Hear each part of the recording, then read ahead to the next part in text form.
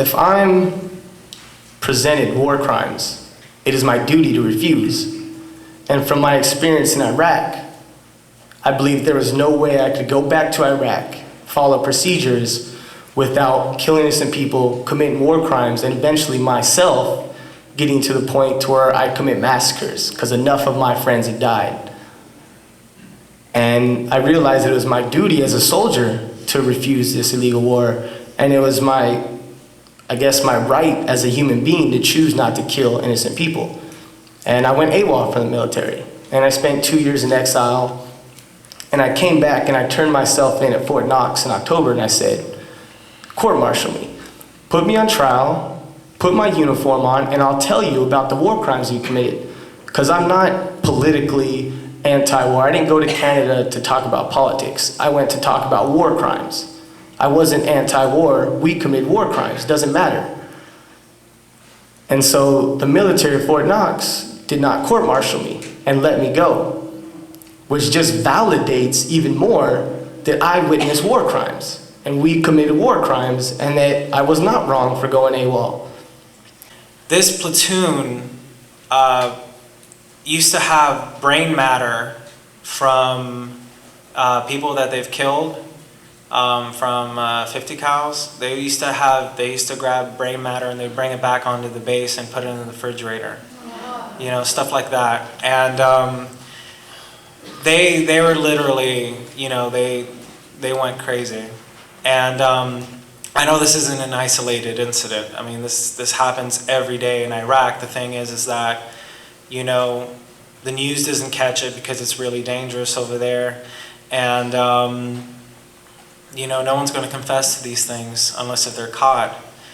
And, yeah, the rules of engagement basically got so bad in Iraq that if you did get engaged, you know, AK or anything, a shot from a direction, you just opened up on the city.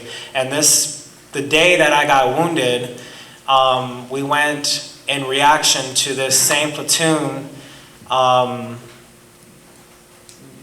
They were in the marketplace, the souk, and they just had one or two like pop-offs from an AK, and they just completely opened up on the whole market.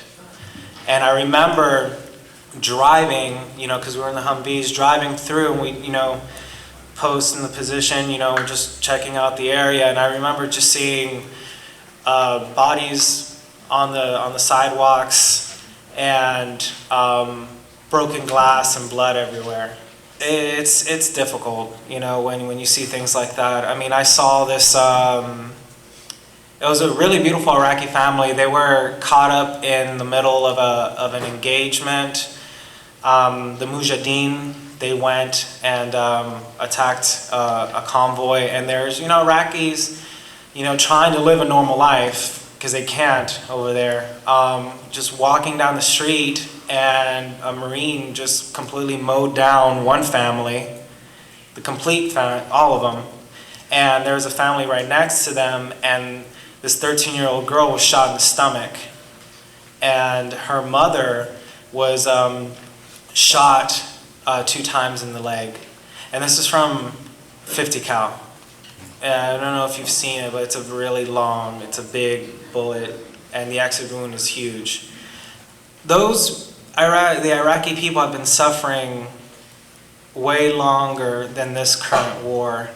A lot of people don't remember, but more than 1.5 million Iraqi kids have died since the sanctions placed in Iraq due to the Clinton administration. And a lot of those people are still suffering from it. I mean, I met a lot of families that would show me their kids that were dying from leukemia because they didn't have the medicine to help them out. And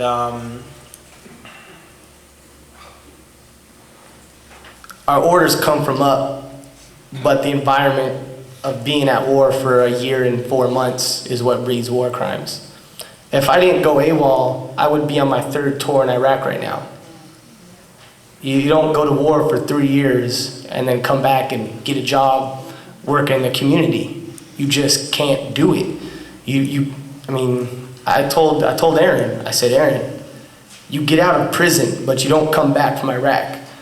No matter how much you're going to go through and no matter how much people say whatever, you've made the better decision. Your life will be better because of this.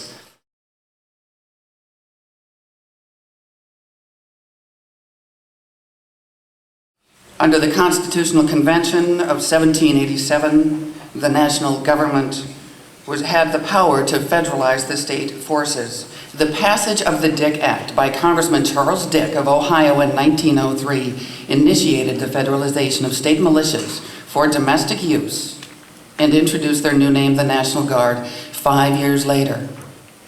The act was amended to give Congress the power to authorize Guard mobilization for overseas action when it was essential to contain rebellions, to resist invasions, or to enforce the laws of the United States of America. Those are the three conditions under which it is legitimate for the Guard and Reserve to be deployed. And in 1952, Congress passed an act that allowed the President to call out the State Guard for 15 days, but it also gave state governors the right to refuse their deployment. The use of the State National Guard is a backbone for a war and continuing occupation that did not involve either a threat to the United States or an insurrection, and which was not initiated by a declaration of war, violates the very spirit, if not the letter, of the Constitution. And the costs of the call-up the National Guard and reservists for deployment in Iraq has been significant in terms of lost lives, combat injuries, psychic traumas, disruption of families, marriages, and family lives. If this war, in fact, is at all about national security, then one must ask oneself, has security been achieved? How do we define security? Are we truly more secure? Are we? Because, yeah, the Constitution is at issue, but I think it's also about the fundamental values out of which the Constitution was born that need to be reviewed.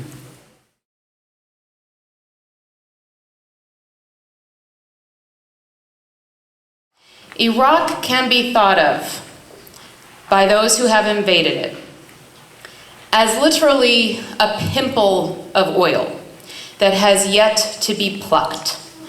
Iraq has definitely the third, possibly the second, some think the first, largest reserves of oil in the world. However, of its 80 known oil fields, only 17 have even begun to be developed. It is, in the words of the Environmental Information Agency, a bonanza in waiting. I'm going to fast forward through a lot of information on the post-war planning and jump right to December 2002, with the first meeting of the U.S. State Department's Future of Iraq Oil and Energy Working Group.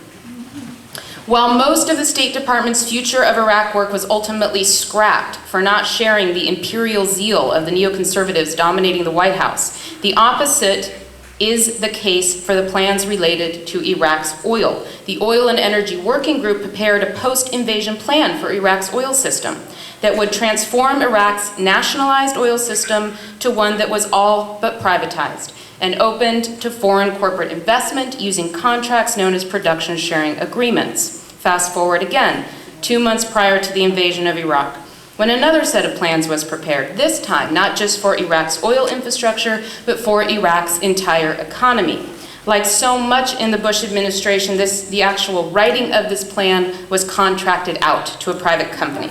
In this case, Bearing Point. Bearing Point's plan, entitled Economic Recovery, Reform, and Sustained Growth in Iraq, draws straight from the economic playbooks of the International Monetary Fund, the World Bank, the World Trade Organization, the North American Free Trade Agreement, and others. It transforms Iraq from a state-controlled economy to one that would function in support of, beyond all else, the presence of foreign multinational corporations.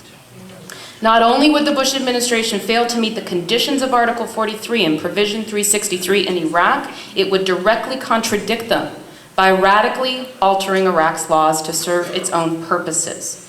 In June 2005, 2 years after the occupation began, the transitional Iraqi government pleaded to the world from the opening pages of its National Development Strategy document, quote, "We urgently need emergency humanitarian interventions to provide basic services such as water, electricity, hospitals, and schools."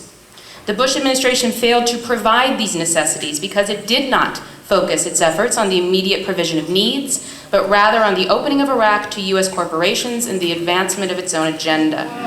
Paul Bremer was administrator of the CPA for 14 months. During that period, he implemented 100 orders. He did so simply with the stroke of his pen. Those 100 orders had the full force of law, all but a handful of which exist today. There are two things that we must do to stop this clearly illegal motivation for launching a war. One, the occupation must end. It is the only way to remove the foreign pressure on the Iraqi government while it's making this critical decision over will it hand over its oil to the United States or not. No. We must do everything we can to stop the occupation. On the corporations, there's three very simple demands we can make. One, all the existing contracts must be canceled. Two, they must return all their misspent funds. Three, all of that money and a lot more must go to Iraqi companies and Iraqi workers for the reconstruction. Thank you very much.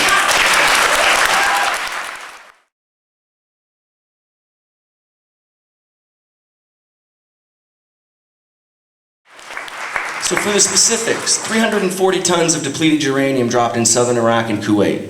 2,000 tons on record this time used. It is an independent reason, if there's no other reason on the planet, as you continue to ask us, sir, these environmental crises, this global warming situation we have that is undeniable. If there's one independent reason you need for that guy not to get on a ship and go somewhere, or not to get on a boat and go somewhere, or a car, or a plane, or a bicycle, it's because if you go anywhere in the Middle East, you're sucking up radioactive dust. The highway of death, which runs from Basra to Baghdad, it's the only way into Baghdad. The only way in. This is what we witnessed in 1991. 340 tons of depleted uranium leveled during the 45-day period. They're gonna tell us that it was the most victorious ground war in all of history. Bullshit. We were so incompetent, we couldn't get to our intended target, which was Baghdad. Believe me, the 24th Infantry Division had no intentions of making a right hook into Kuwait. We couldn't get to Baghdad because of wadis, W-A-D-I. In the Webster's Dictionary, it's defined as a free-flowing river in Arabia, meaning our vehicles were sinking in quicksand. So we hung a right to go to the highway. That's how we ran into the highway of death. The highway where the United States military bombed a retreating convoy of civilians and military people with depleted uranium. The soldiers became so sick and so toxic that we had to get the hell out of the area. We were returning through King Khalid Military Center and soldiers were staring off into space. Now as a medic, I can't tell you that I was everywhere on the front line. I wasn't.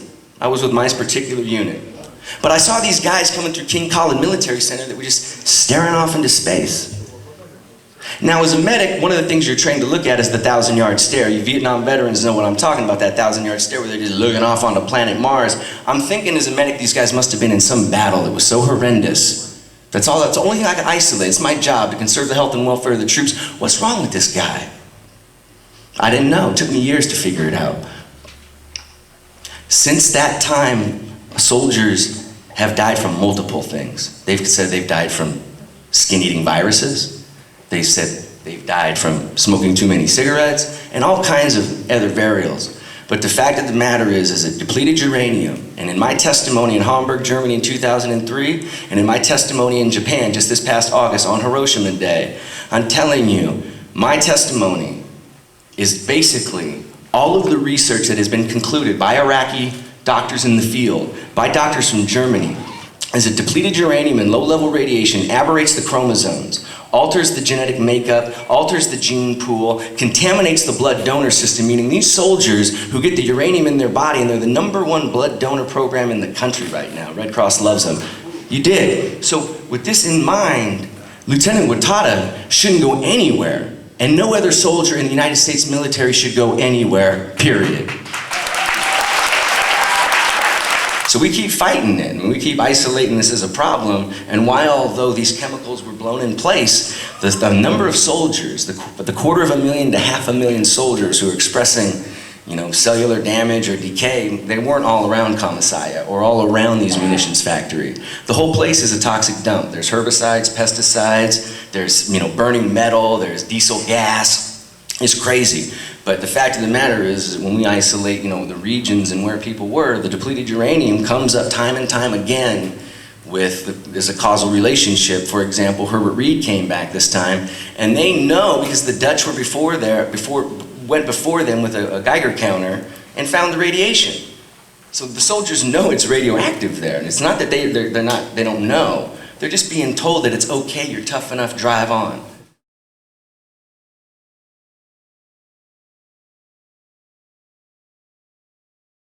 I was at a research symposium at American University on November 28th, 2006.